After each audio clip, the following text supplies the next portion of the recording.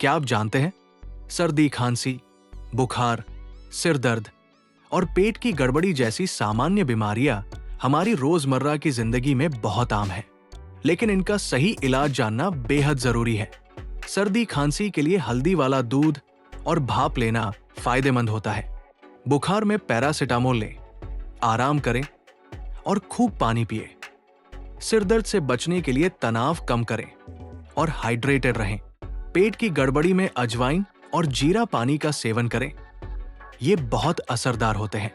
लेकिन याद रखें, अगर कोई भी बीमारी 3 दिन से ज्यादा बनी रहे या गंभीर लक्षण हो तो तुरंत डॉक्टर से संपर्क करें।